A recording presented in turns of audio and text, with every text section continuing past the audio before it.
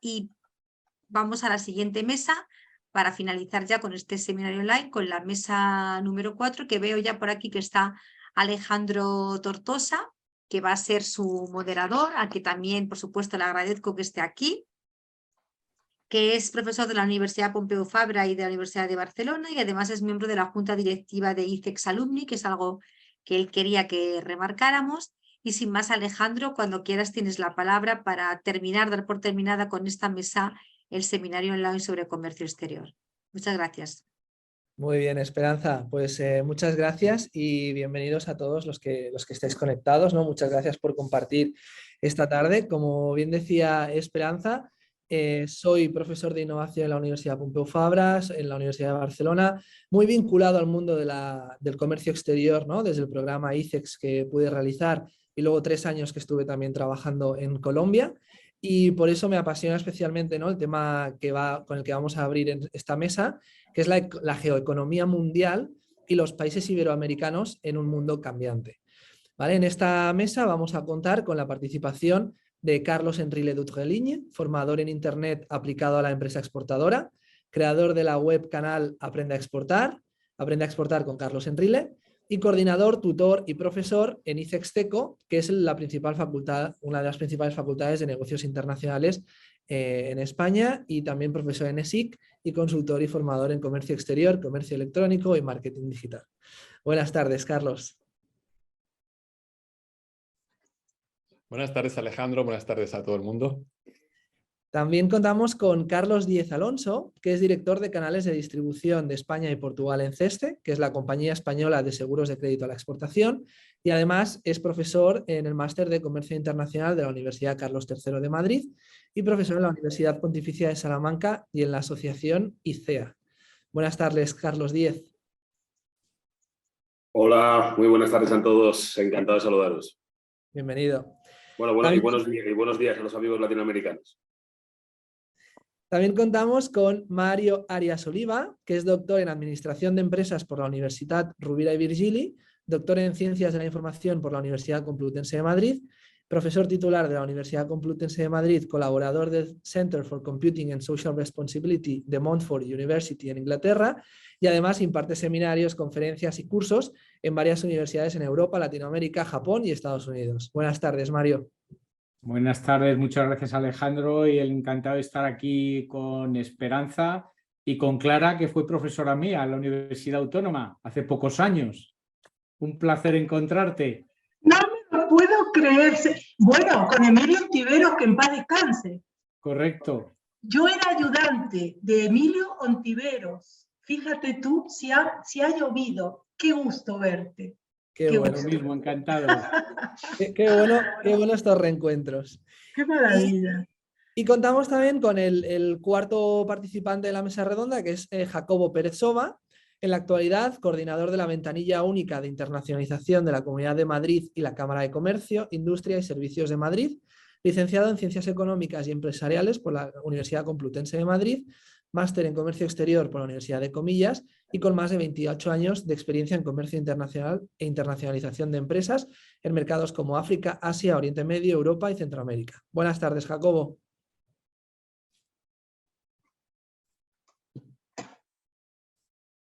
No sé si tenemos a Jacobo. De conexión. No sé si lo tenemos con nosotros. Yo no le veo. A ver, te digo, a ver, los participantes... No, no está ahora mismo. Bueno, pero se conectará, imagino. Vale, perfecto. Vale, pues damos inicio a esta mesa redonda, ¿no? En la que, como comentaba al principio, hablaremos sobre geoeconomía mundial y países iberoamericanos en un mundo que cada vez está más cambiando. Y me gustaría comenzar con una reflexión, ¿vale? Una reflexión que, si vemos los datos de la Comisión Económica para América Latina y el Caribe, de la CEPAL, cada vez el peso relativo de España, ¿no? en los países latinoamericanos en inversión extranjera directa es menor. Esto aduce, ¿no?, a un contexto complejo, un contexto macroeconómico del que hablaremos esta tarde, cambiante, con mayor incertidumbre, ¿no?, con distintos roles que se han repartido, ¿no?, en función de distintos eventos /cisnes negros que han ido ocurriendo en la economía global, y España pues, ha ido perdiendo peso en los últimos 10 años, éramos, ¿no? El segundo país con mayor inversión extranjera directa en Latinoamérica y ahora ya estamos en niveles muy cercanos a Alemania, Italia o incluso Francia, ¿vale?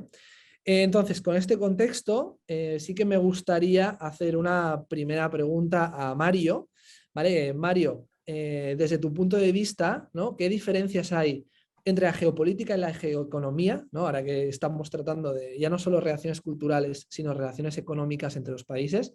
¿Y por qué crees que España, ¿no? como mercado ha perdido relevancia respecto a los mercados de Iberoamérica?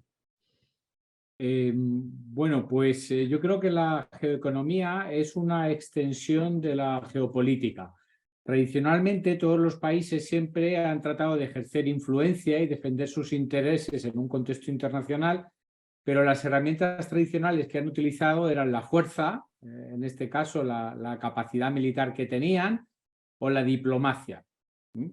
En la evolución a lo largo del siglo XX vemos que la economía pasa a cobrar cada vez un papel más importante y para mí ese es el cambio, ¿no? De la geopolítica, que sigue siendo plenamente vigente y que el poder militar no cabe la menor duda de que es amenazante y es disuasorio y permite a los países, pues, en la esfera internacional defender sus intereses, pero también lo van haciendo cada vez más con el poder económico.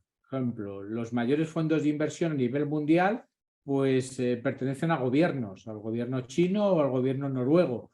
Ahora, muy recientemente, por poner un ejemplo del caso de España, pues vemos como un fondo de un gobierno de un país árabe pues está intentando entrar en el capital de Telefónica, controlando hasta un 10% cuando es una empresa estratégica. Entonces, esto es para mí el cambio de una hacia la otra. Y también dentro del nuevo contexto geoeconómico, las tecnologías de la información y la comunicación se antojan herramientas fundamentales de influencia de un país en otro, bien por la posesión de la tecnología o bien por la utilización de esa tecnología. Cada vez hay más estudios que demuestran pues, que casos como el Brexit o el conflicto catalán pues han sido producidos en parte por la influencia de terceros países como Rusia, que a través de redes sociales pues han sabido cambiar la opinión, generar estados de opinión. Entonces son nuevas herramientas también que entran dentro de esta nueva geoeconomía. Muy bien. Y Mario, ¿cómo crees, ¿no? que en este nuevo contexto de la geoeconomía que nos comentabas, que afectará a la internacionalización de la empresa el nuevo entorno económico y estas herramientas, ¿no? que van a utilizar los países o que pueden utilizar los países para tener más relevancia desde el punto de vista económico? Claro, bueno, en este nuevo entorno geoeconómico, por un lado, vamos a economía de monopolios. O sea, se están produciendo, las tecnologías producen fenómenos de concentración que hacen que cada vez las empresas tengan que tener un tamaño para competir a nivel global y que resulte pues, más complejo. Por lo tanto, cualquier empresa debe pensar ya en su tamaño, en tratar de crecer para, de alguna manera, intentar competir con estas grandes corporaciones. Y debemos tener en cuenta también que en el nuevo contexto, vemos ahora guerra de Ucrania y después del COVID, se está produciendo una ralentización de la globalización. Ya veremos cómo queda esto, ¿no? Hablamos de conceptos de reglobalización o una disminución de la velocidad de la globalización, porque hasta ahora el comercio internacional siempre ha crecido. Entonces, esto implicará una mayor tecnificación. Será más difícil competir en mercados internacionales y esto que implica la necesidad de formación. Por ejemplo, como el curso que está promoviendo la Universidad Carlos III, pues vemos que quizás antes en un entorno de fácil internacionalización cualquier empresa tenía oportunidades, no había barreras al comercio, era fácil operar en un contexto internacional y ahora vamos a requerir una enorme profesionalización ante esa competencia y una necesidad de tener profesionales altamente formados y cualificados, porque indudablemente vamos a seguir operando en un entorno global diferente, pero esa interdependencia pues hay que buscar cómo gestionarla, ¿no? Esta mañana, por ejemplo, se publicaba un informe en el cual se estima que incluso esta disminución de la velocidad de la globalización puede representar hasta una caída del Producto Interior Bruto de en torno al 10%, ¿no? Como decía, COVID y guerra en Ucrania han hecho ver a las economías occidentales la dependencia que tenemos de ciertos países como China. Y entonces esto es lo que está llevando a lo que decía, la reglobalización, a intentar diversificar esa globalización, y eso va a tener unos costes, que es lo que va a provocar la caída del PIB. ¿Hasta qué punto? Pues estamos todavía en un momento de estudio y es difícil estimarlo, ¿no? Pero como conclusión a la pregunta que me haces, yo diría que sobre todo la necesidad del recurso más importante que tienen las empresas, que es el humano, que estén cualificados, altamente cualificados, la necesidad de continuar apostando por formación para competir en este nuevo entorno geoeconómico. Muy bien. Y una última pregunta, Mario, ¿no? Has dicho que este nuevo entorno geoeconómico va a cambiar o está cambiando ya, ¿no? La globalización, ¿no? La forma en la que hemos entendido el contexto internacional económico. ¿Crees que estamos yendo hacia una reindustrialización de las economías? Y en este caso, ¿no? ¿Qué papel puede jugar Latinoamérica en este nuevo contexto de globalización? Pues sin lugar a dudas, ¿no? Estamos entrando en una nueva sociedad en la que cada vez la tecnología tiene un mayor peso. Como ya planteaba, esa tecnología está incorporada dentro del concepto de geoeconomía.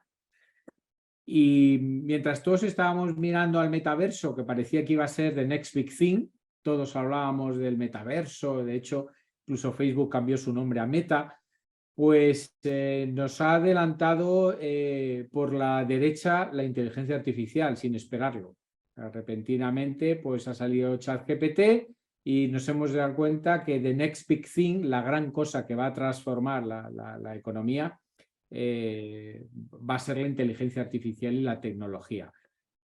Los procesos de automatización, aunque todavía hay estudios, la gran mayoría de estudios plantean que se va a perder mano de obra inevitablemente. El nada sospechoso Fondo Monetario Internacional, desde hace tiempo, en uno de sus informes, planteaba nada sospechoso de ser liberal, ¿no? De no ser liberal, ¿no? De ser conservador. Pues el Fondo Monetario Internacional planteaba la necesidad de crear ya rentas únicas universales para las personas, por los procesos de automatización que iban a llevar a una destrucción masiva de empleo y si no se vería resentido el consumo. Entonces estamos ante un nuevo escenario en el cual yo creo que Latinoamérica tiene retos fundamentales, y es sumarse a esta revolución digital, intentar potenciar sectores de muy alto valor añadido. El alto valor añadido todavía va a aportar riqueza, pero lo que tiene muy bajo valor añadido se va a automatizar. Se va a automatizar y si compras la tecnología, pues será difícil competir, ¿no? Ahí. Entonces, el reto de Latinoamérica es subirse a esta revolución, igual que el reto de España, igual que el reto de todos los países, para intentar competir en sectores de muy alto valor añadido relacionados con la tecnología. Muy bien. Pues muchas gracias, Mario, ¿no? Creo que hemos tocado un tema interesante, que es la tecnología, la inteligencia artificial, la automatización, ¿no? Entonces ahora me gustaría dar paso a Carlos Enrile. Carlos, como hemos comentado, ¿no? Una forma de reducir el riesgo cuando exportamos es también apalancarnos en estas tecnologías, ¿no? A través de los canales digitales. ¿Cómo crees que la inteligencia artificial y los chatbots como ChatGPT están revolucionando el mundo del comercio exterior? Bien, lo primero, como aquí hablamos todos de agradecimientos y conocimientos, tengo que decir que Alejandro fue alumno mío hace muchos años. Eso es. Aventajado, sí. Por lo que veo, ¿verdad? Y después, darle las gracias a Mario porque me ha hecho la introducción. Mario dice, y nos va a adelantar por la derecha la inteligencia artificial y ChatGPT. Si me permitís, tengo aquí una pequeñita presentación, de estas de que vais a poder sufrirla porque es muy pequeña, de cara a nuestra audiencia, pues explicarles qué es exportar. Exportar al final es vender lo que hago en mi mercado en otros mercados. Pero claro, hay unas peculiaridades, ¿verdad? Cuando exportas. La primera es a qué país exporto. La segunda es cómo es mi mercado en ese país, que igual es distinto. La tercera es las barreras de acceso al mercado, arancelarias y no arancelarias. Y ya por simplificar, la última es esto quién me lo vende. Esto quién voy a conseguir que me lo venda. Mediante la promoción voy a llegar a la distribución. Pues bien, hasta hace poco esta transparencia pues tenía un contenido que era el siguiente, que era: esta información se encuentra en Internet. Y efectivamente, esta información se encuentra en Internet y ahora en ChatGPT, en BARD, en Cloud2, en Perplexity y todas estas herramientas. Entonces, voy a intentar contestar muy rápidamente a la pregunta de Alejandro y les voy a poner simplemente unos ejemplitos, ¿no?, de cómo ChatGPT mejora la productividad del exportador. Pues básicamente, no vamos a entrar muy en detalle, me permite buscar información, me permite usarlo como herramienta de marketing tradicional y marketing digital y genero contenidos utilizando estas herramientas. Entonces, la gran revolución que para mí supone ChatGPT es que ChatGPT, a diferencia de Google, busca en todas partes y en todos los idiomas. Entonces, si os fijáis, aquí una pregunta a ChatGPT: ¿en qué país se vende más el vino español? Y me cuenta que al Reino Unido y Alemania. Yo pregunto por la fuente y me dice que las fuentes son estas que veis por aquí, que son varias. Vale, pero cuando le pregunto por estudios de mercado del vino en Alemania, los resultados que me da no son en español. Claro, si yo pongo en Google estudio de mercado vino Alemania, solo aparece en español. Esta herramienta, ChatGPT, entiende todos los idiomas y como ChatGPT tiene en su cerebro metido, el primer estudio, que está en inglés, que es de la Oficina Comercial de Estados Unidos en Berlín, sobre el mercado del vino en este país, en Alemania, y tiene otro en inglés de Wine Intelligence y otro de Wine Australia. Lo que ha pasado, que yo le he hecho la búsqueda en español, estudios de mercado, el vino en Alemania, él ha buscado en todos los idiomas y me contesta en español. Esto es una revolución porque efectivamente pues, no tienes que ir a una fuente en concreto, un idioma en concreto, sino que este ya te busca en varios idiomas, ¿no? Pues igual, le pregunto cuáles son los canales de distribución, me lo cuenta y me dice dónde lo ha sacado. Me lo ha sacado, por ejemplo, de un organismo alemán. Luego también entiende alemán, como podéis ver. Bueno, por pasar de bloque, muy rápidamente, vámonos si queréis a otra área, ¿no?, que sería el área de... lo diré. En marketing digital. Entonces, pongamos un ejemplo, trabajáis por una empresa muy aburrida dentro del sector de la soldadura y tú le puedes decir, entre otras cosas, pues eso, que vamos a hacer un vídeo, vamos a ver por aquí donde va la transparencia, quiero hacer un vídeo sobre mi empresa, hazme un guión y dame ideas, un vídeo de YouTube. Bueno, pues te da ideas para hacer un vídeo para exportar tu máquina de soldadura a cualquier mercado, como veis por aquí, ¿no? Logotipo, equipo de soldadura, ventajas y beneficios, etcétera, etcétera. Por ejemplo, ¿no? O sea, lo que sería marketing digital en este caso. Y ya por terminar, por no extenderme, el último ejemplo sería generación de contenidos. Ya no es esto, estoy buscando la transparencia, que está un poco más adelante, y supongamos que nos vamos a una feria de este sector tan aburrido que he visto hace un minuto. La feria está en Alemania, se llama Schweissen-Schneiden, que algo así como corta y pega, o así, corta y solda, y yo le puedo decir: quiero que actúes como si fueras un responsable de exportaciones de una empresa que fabrica equipo de soldadura, vas a participar en la feria esta, vas a tener un stand, escribe un correo electrónico contando estos eventos a tus contactos y te lo escribe. Te lo escribe en español, en francés, en alemán, en distintos idiomas. Luego esto es simplemente una pequeña visión de cómo este tipo de herramientas de inteligencia artificial puede simplificar la vida del exportador ayudándole a obtener información, simplificar la vida del exportador ayudándole a hacer marketing o marketing digital y, por supuesto, el último que has visto es con la generación de contenidos en distintos idiomas. No sé si con esto te he contestado. Sí. Bueno, pues muchas gracias. También, Carlos, ¿no? Aquí una de los factores que nos han escuchado mucho últimamente a nivel mundial es una campaña de desprestigio hacia la inteligencia artificial, ¿no?, que incluso a veces una campaña de miedo. Y después, por el otro lado, ¿no?, como herramienta, hay pues, pymes, empresas, ¿no?, que no pueden dar pasos en falso, que bueno, que pues quizás tienen las herramientas para acceder a la inteligencia artificial, pero pues aquí, ¿cuál es tu consejo, no? O sea, ¿es fiable la inteligencia artificial? ¿Se pueden las empresas españolas o las empresas latinoamericanas apalancar en esta tecnología para reducir los costes y mejorar sus procesos de internacionalización? Bien, buena pregunta. Bueno, primero, el ser humano cuando llega algo nuevo tiene miedo. En el siglo XIX decían: Dios mío, el tren va a alcanzar 40 kilómetros por hora. El cuerpo humano no lo va a soportar. O sea, esto no es nuevo, ¿no? Y claro, pues algo que contó antes Mario del informe del Banco Mundial. esto se va a llevar por delante muchos puestos de trabajo que no son recuperables, por eso la idea de la renta básica universal. ¿Qué os diría? Como todo, para quitarte el miedo hay que conocer. Entonces yo diría a la pyme que investigue, que aprenda. Gracias a Dios hay mucha información gratuita, hay un montón de videotutoriales en YouTube sobre esta herramienta, y en el corto plazo, de cara a los datos que no son muy correctos, yo diría, pregúntale sobre cosas que conoces, porque puedes ver ahí cuando falla la herramienta. Yo en distintas áreas lo que hago es concursos. Entonces, en una página tengo abierto ChatGPT, en otra página tengo abierto BART, por ejemplo, y yo Perplexity, me da igual, o Claude 2, y le hago la misma pregunta a todos a ver cuál de ellos me contesta mejor. Debo decir que por ahora gana por goleada GPT-4, el que es de pago, pero aún así, digamos que no ha pasado un año. O sea, este producto sale al mercado el 30 de noviembre del año pasado.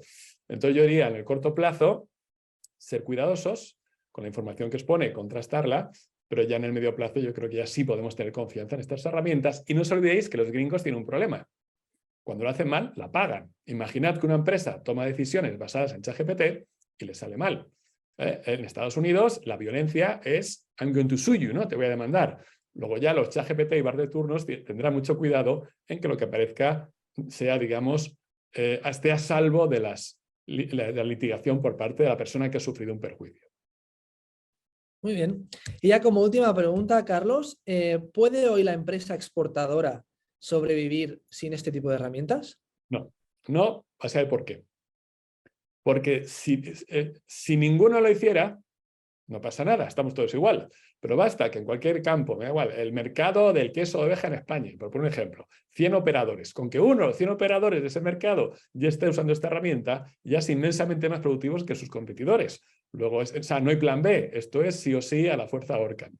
Hay que entrar en este mundo y evidentemente hay que ser listo, ¿no? Hay que ser los primeros, early adopters, para llevar una ventaja competitiva a tus competidores que todavía se lo están planteando.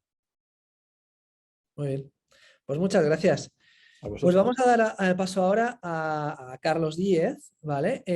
Carlos, después, ¿no? de lo que hemos visto, lo que nos ha contado Mario, lo que nos ha contado Carlos, ¿no? Estamos en un entorno internacional, en un entorno con alta incertidumbre.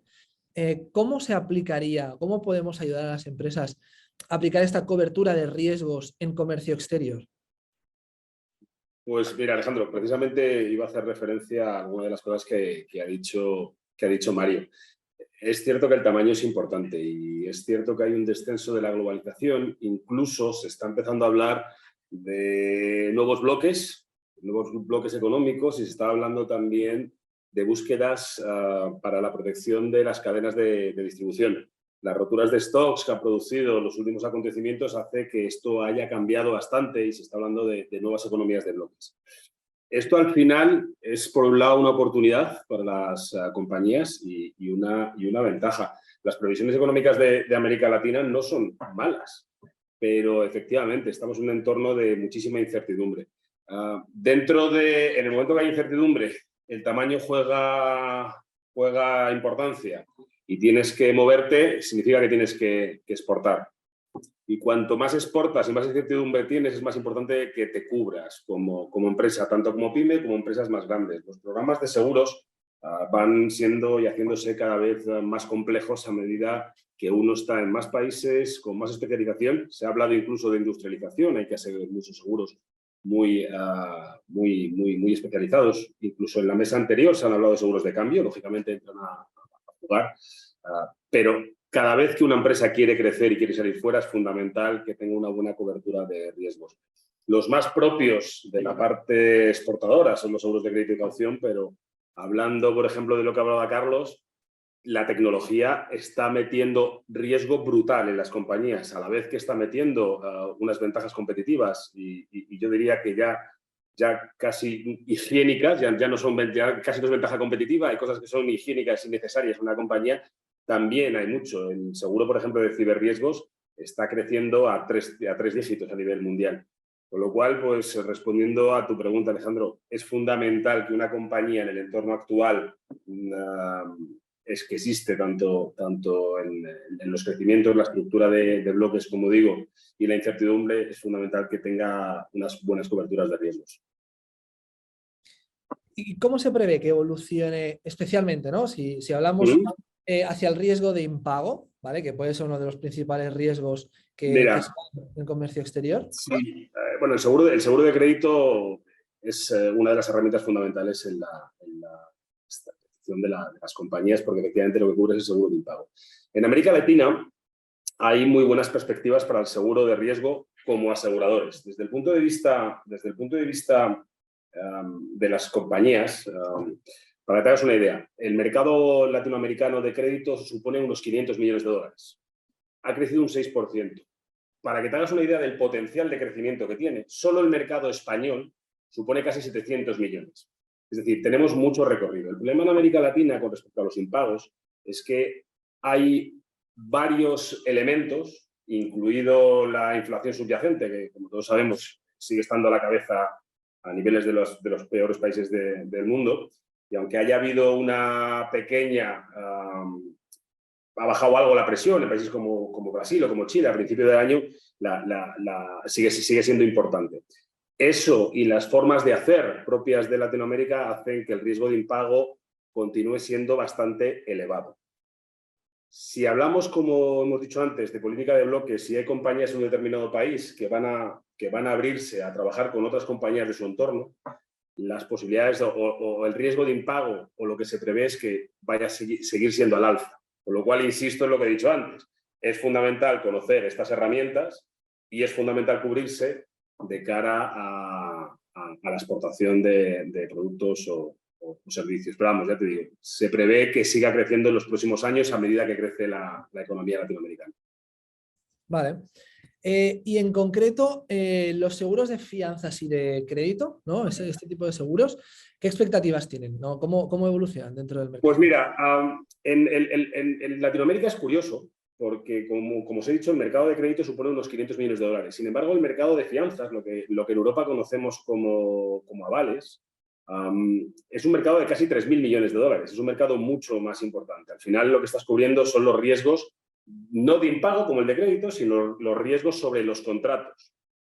Es un mercado que ha crecido un 19% en los últimos años. El mercado de seguros en general en Latinoamérica está creciendo. Normalmente las economías a medida que van creciendo y a medida que se hacen más complejas, van metiendo más elementos del seguro. Las perspectivas en el seguro de caución, en el seguro de fianzas en Latinoamérica son fantásticas. Se prevé que siga en los próximos años en crecimientos de mínimo 2 cifras. Se habla de que hay potencial para que en los próximos años se llegue a casi 4.000 millones en el mercado. Y el seguro de crédito, pues como te decía, se espera que ambos seguros, a la vez que aumenta el comercio exterior de las empresas latinoamericanas, y si hacen bien y vuelven a convertirse en países refugio para validar las cadenas de suministros y su intercambio comercial con otros países crecen, se espera también crecimientos potentes. Hasta ahora, ya te digo, el seguro de crédito no ha crecido nunca a 2 dígitos. Es un tema, es curioso. En Europa es un mercado muy maduro. Latinoamérica tiene mucho potencial y tiene mucho recorrido. Pero ya te digo, a día de hoy, el mercado de fianzas o avales se prevé con crecimientos de 2 dígitos por encima del 15-25% anual. Y el seguro de crédito seguirá creciendo en entornos del 6-10% en los próximos años. Muy bien, muy bien. Creo que Jacobo no se ha podido conectar, ¿no? Entonces voy a lanzar otra pregunta. Pero ¿sabes algo de él, Alejandro? No, yo no he tenido noticias de A mí me Jacobo. dijo que se iba a conectar, por eso le estoy llamando. Bueno, sigamos. Bueno, sí, seguimos. Entonces, hemos hablado bueno, sí, Mario, ¿quieres comentar algo? Justo de la pregunta iba para ti. Pero... sí. No te escuchamos, Mario, tienes el mute puesto. Perdón, que tenía efectivamente el micro muteado. Pues nada, en línea de bueno, muy interesante, felicitar al resto de compañeros, que ha sido muy interesante pues todo lo que han comentado. Y con lo que decía Carlos Enrile, efectivamente, o sea, las revoluciones hay veces que nos oponemos, ¿no? Lo que pasa es que la revolución tecnológica en la que estamos viviendo es de tal velocidad y de tal alcance que no hemos vivido ninguna otra a lo largo de la historia de la humanidad. Ni el tren, ni la revolución industrial, ni el pasar de ser nómadas a ser sedentarios o empezar a utilizar piedra todo fueron revoluciones. El ser humano es innato ya el cambiar y la adaptación.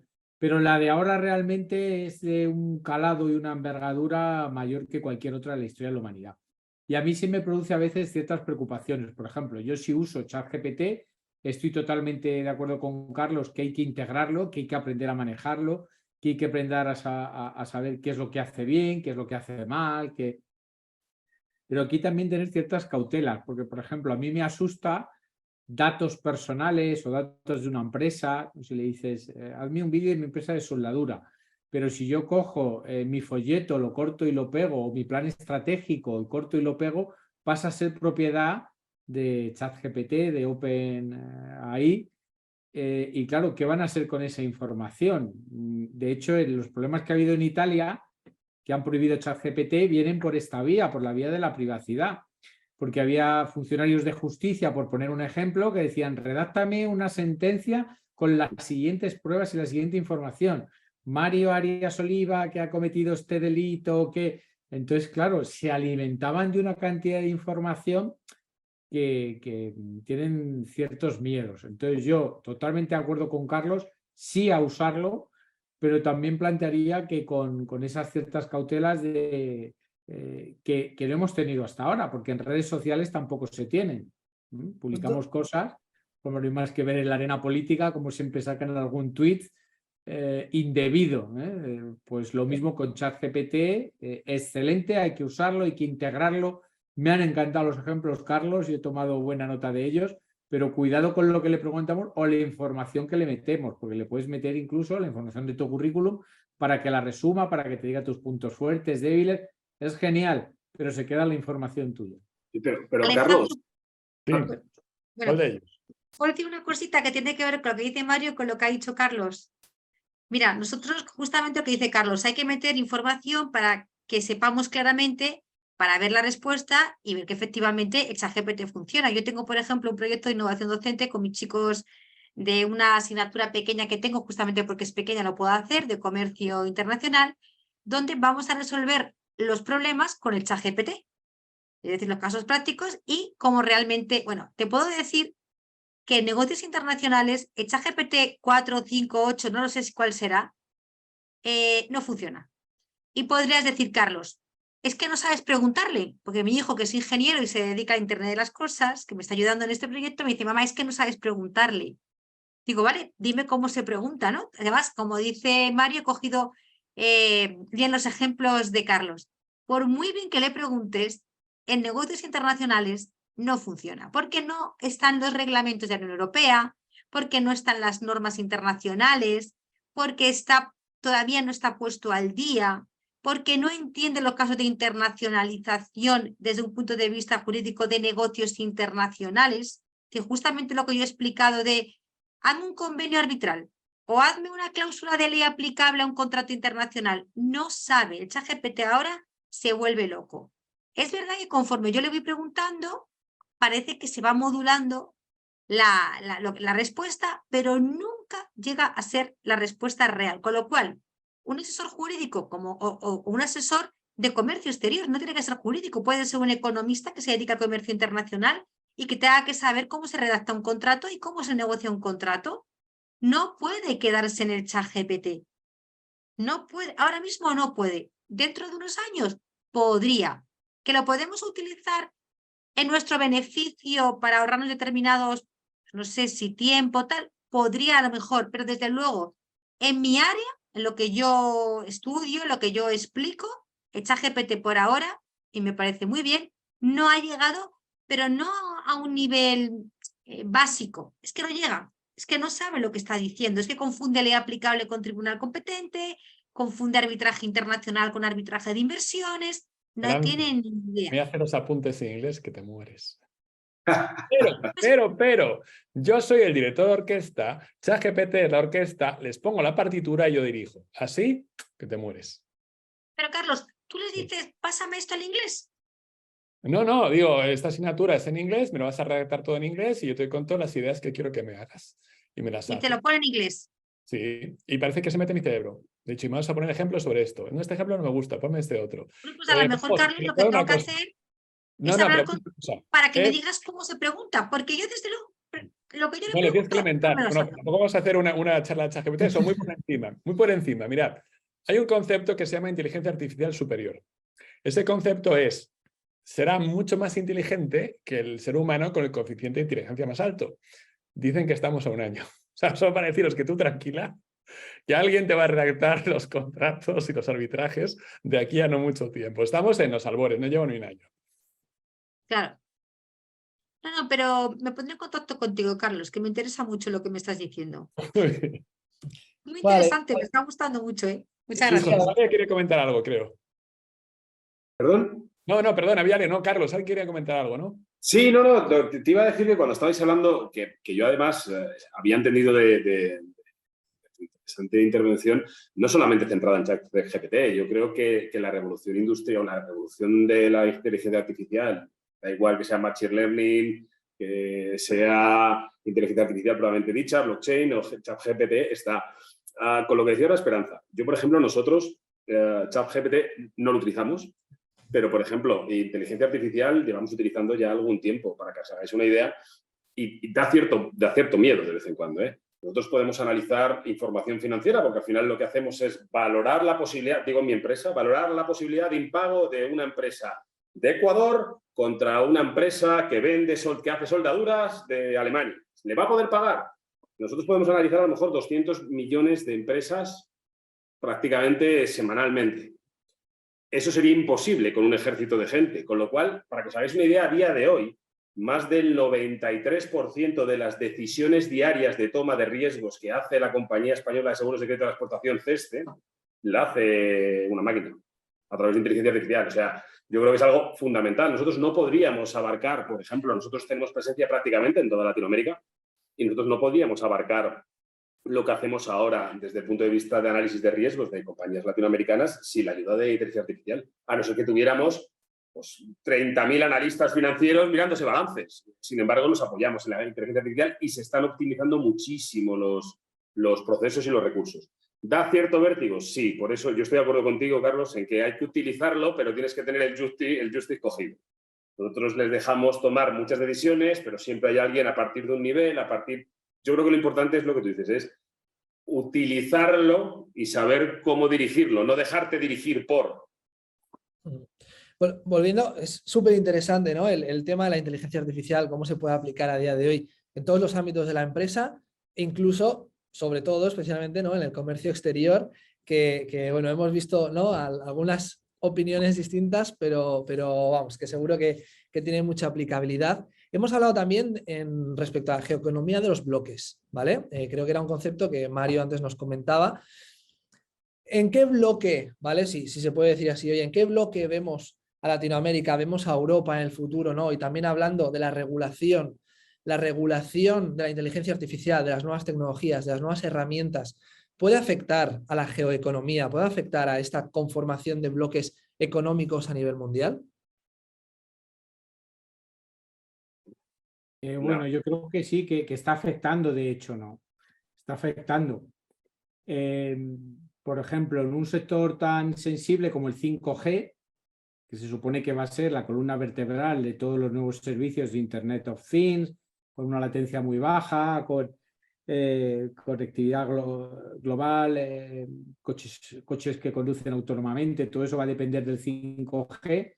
Pues ahí tenemos la batalla, ¿no? Geoeconómica y geopolítica entre China, Europa y Estados Unidos. China estaba entrando en Europa con tecnologías 5G, porque bueno, ya sabemos todos que la imagen de esa China de imitaciones ya no es, son potencia de inteligencia artificial, lo que les faltan son datos, que no tienen datos, pero es cuestión de tiempo que lo obtengan, son los que más publican por delante de Estados Unidos, artículos en inteligencia artificial. Entonces en 5G pues tienen tecnologías punteras. ¿Qué es lo que ocurre? Pues que Estados Unidos teme, y yo como europeo también temo, que dado el régimen político de China, pues que esa tecnología tenga backdoors, puertas traseras, a través de las cuales las empresas se reservan la posibilidad de acceder, ¿no? a esa tecnología. ¿Existen democracias occidentales? Probablemente, sin lugar a dudas, que el gobierno americano tenga backdoors a través de Apple o de Google y acceda a ciertas informaciones. Pero me da más confianza el que haya un cuarto poder mediático de prensa, el que haya una separación de poderes, el que prefiero vivir en este entorno que es quizás en el que me he criado y está dentro de mi zona de confort, frente a ponerlo en manos de una dictadura de mercado, que es lo que es China actualmente, donde ciertas cosas pues es un capitalismo salvaje mayor que el que tenemos aquí, sin regulación, y para otras entro a regular y digo lo que se hace directamente sin necesidad de tan siquiera usar el boletín oficial del Estado correspondiente que haya en China, ¿no? Entonces ya está aquí, ya está afectando a todas estas decisiones y es esta pugna que va a haber por imponer tecnología. Yo por comentar algo, lo que estoy viendo, al parecer, dicen algunos expertos, es un retraimiento. O sea, Estados Unidos se está volviendo hacia casa, Estados Unidos con su petróleo, fracking, más las arenas estas de los canadienses, más la mano de obra y la población mexicana, se está como replegando el mundo. Entonces, si eres mexicano te va bien, porque estás en el equipo ganador. Pero, ¿qué pasa con el resto de nosotros, ¿no? Entonces, quizás algo tenemos que hacer el resto del mundo para evitar esa contracción del comercio internacional que estamos viendo y que ha empezado, digamos, por China, que resultó tener los pies de barro. Sí, pero mira, por ejemplo, cuando habláis de esto de la política de bloques, yo creo que precisamente para América Latina, que es lo que estamos hablando ahora, es una oportunidad. Es cuando hablamos de que se está parando la globalización, se está hablando de conceptos sobre todo del nearshoring, de deslocalización cercana, ¿vale? Hemos sufrido todos el tener las cadenas de suministros o materias primas muy lejos y se está buscando tenerlas cerca. Hay un estudio de este año del Banco Iberoamericano de Desarrollo que estima que el nearshoring puede suponer 80.000 millones extras en exportación para los países latinoamericanos y del Caribe. Con lo cual, si lo hacen bien, hablando de todo, juntando todo lo que hemos hablado, si consiguen hacerlo bien, las oportunidades para América Latina, porque al final Estados Unidos y México, al final Norteamérica, tiene un cono, pero América Latina o Latinoamérica o toda la zona LATAM, Caribe, tiene una gran oportunidad. Yo os digo, este informe es pues creo que fue de febrero de este año, y 80.000 millones extras en exportaciones para los países latinoamericanos supondría un cambio importante de sus números. Yo quisiera añadir una cosa. Yo a veces soy muy crítico con los países latinoamericanos y les digo a los alumnos latinoamericanos, en Europa llevamos 1000 años pegándonos entre nosotros, distintos sabores del cristianismo, distintos idiomas, distintas culturas, y 27 nos hemos juntado. Y de los 27, 20 no tenemos la misma moneda. Hasta 1821, ustedes eran el mismo país, desde Alaska hasta Río del Fuego, no había aduanas, el real de A8 era la moneda común. Pues yo creo que uno de los deberes de América Latina es la integración regional. O sea, no tiene sentido que nosotros nos hayamos juntado con nuestras diversidades antes que ellos, que en el fondo son bastante homogéneos. Muy bien. Completamente de acuerdo. Muy bien, pues ya si queréis, por terminar, antes de abrir el turno de preguntas, ¿vale? Me gustaría pues, que cada uno de vosotros pueda cerrar con una frase que pueda resumir, ¿no? lo que hemos estado hablando durante esta mesa redonda. Entonces, si quieres, Carlos, te doy a ti el turno de palabra primero. Hay dos Carlos, ¿a cuál de Carlos ellos? Enrile. Ah, bien, bien. Pues muy rápidamente. La vida son olas, ¿no? Y las olas vienen las tres juntas, las ondas, las olas, y cada ola te puede llevar por delante. ¿Qué es lo que tienes que hacer? Una vez que ha pasado la ola anterior, asomar la cabeza a ver qué viene. En nuestro caso, la ola que nos puede barrer o no es precisamente esta revolución de inteligencia artificial que hemos comentado. Y entonces, como empresa, ¿qué tenemos que hacer? Ver lo que viene y prepararnos con la tabla de surf correcta para poder pasar por encima de esa ola y aprovecharla en vez de que nos destruya. Estar pendientes de lo que viene y estar preparados para los cambios. Muy bien, Carlos Enrile, muchas gracias. Carlos Díez. Bueno, yo como conclusión, es fundamental el crecimiento económico de la región y todo crecimiento pasa por el comercio exterior. Pero el comercio exterior conlleva riesgos y es importante estar preparado para ellos. Y hay dos formas de prepararse. Una es mediante un buen análisis de riesgos y otra fundamental, y es también lo que nos mueve a casi todos los que estamos aquí, es la formación. Yo creo que las compañías latinoamericanas tienen que apostar por la formación y por la formación en comercio exterior si quieren salir de sus países y aprovechar esas oportunidades de crecimiento que existen a día de hoy con la situación geoestratégica y geoeconómica que tiene la TAM. Muy bien, Carlos Díez, pues muchas gracias. Y ahora pues damos turno de palabra a Mario.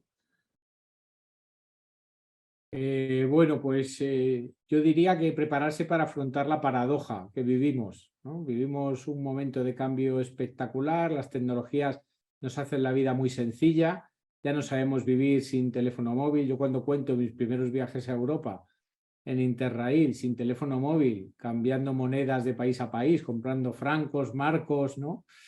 Y sin apenas saber inglés, pues lo comparamos ahora con el teléfono móvil, que ya haces la foto, te traduce, estás en el país en el que estés, nos movemos con €1 y tenemos el teléfono móvil, pues nos hace la vida mucho más fácil. No nos podemos resistir a las tecnologías, están aquí, han venido para quedarse y nos van a transformar, pero bueno, tomémoslas con ese reto y esa cautela, ¿no? Yo ahí pongo el punto sobre el lado oscuro de la tecnología, porque siempre vemos todas las cuestiones positivas, maravillosas y fantásticas, pero yo cada vez más, y creo que me estoy haciendo mayor por eso, no casnas, y quizás por eso pues empiezo a ver ya los lados oscuros de la tecnología. Entonces sí, bienvenida, enormes oportunidades, pero cuidado con ellas, ¿no? Integrémoslas con todos los retos y con todas las cautelas. Y luego, insistiendo en lo que decía Carlos Díez también, formación. La tecnología no va a sustituir todavía a día de hoy a los humanos en labores de alto valor añadido, como decía. O sea, para apretar tuercas ya no vamos a utilizar humanos, eso está claro. Se va a ir sofisticando y subiendo ese valor añadido. Entonces, para poder sobrevivir como país, como región, y en el caso de Latinoamérica, pues igual que en el resto de zonas del mundo, la necesidad de formación y especialmente en comercio exterior, porque es necesario y va a ser cada vez más competitivo. Sin duda. Sí, pues vivimos en un momento, ¿no? De cambios, de bloques, de nuevas tecnologías, de nuevas olas. Me ha gustado esa expresión. Así que cogeremos la mejor tabla de surf para capearlas, para aprovechar las oportunidades y sobre todo teniendo en cuenta pues, los riesgos, ¿no? que se pueden venir derivado de estos cambios geoeconómicos que estamos viviendo. Pues muchas gracias. Vamos a abrir el turno de preguntas, ¿vale? A ver si nos llegan preguntas para los ponentes de esta cuarta y última mesa redonda. No creo, Alex, porque Alejandro, porque como es a través de Facebook y tal, no sé si se pueden hacer preguntas directamente. ¿No? Vale, bueno, pues entonces, hasta aquí. ¿Es algo que queráis añadir algo más? Daros las gracias, ¿no? Por participar, por compartir este espacio y bueno, pues un placer. Muchas gracias, Esperanza. No sé si quieres cerrar, Esperanza. Sí, voy a cerrar simplemente nada, como son y 50, vamos perfectamente para volver a agradecer a todos los que habéis participado en esta mesa y en todas las anteriores. De verdad, muchísimas gracias. Ha sido súper interesante. A mí me ha encantado. Yo que soy especialista de comercio exterior, me ha encantado. Con lo cual, todos aquellos profesionales que quieran cualificarse, como dice Mario, que quieran ser altamente cualificados en comercio internacional o negocios internacionales, ya saben que cuentan con el máster de comercio exterior de la Universidad Carlos III de Madrid, que llevamos 25 años con el máster y que codirijo con el profesor Alfonso Calvo, y que se tratan todas estas materias que hemos visto durante estos 2 días y mucho más, y que se está comprobando la importancia práctica de todas ellas y la importancia existente ahora a pesar del ChatGPT, que lo utilizaremos incluso para que el trabajo y para que la docencia sea todavía mucho más cualificada. Por mi parte nada más, agradecerle a todos los coordinadores que se han implicado, a todos los profesores, por supuesto al estudio que nos ha proporcionado la plataforma y que además nos mandará los justificantes certificados que nos gustan a todos por participar. Estudio Mario Castillo Freire, abogados de Perú, que tan amablemente nos ha ayudado a organizar. Y por mi parte, nada más, cualquier cuestión, ya saben dónde estoy. Soy Esperanza Castellano Ruiz, codirectora del Máster de Comercio Exterior, y aquí estamos en la Carlos III para todo lo que necesiten, nada más.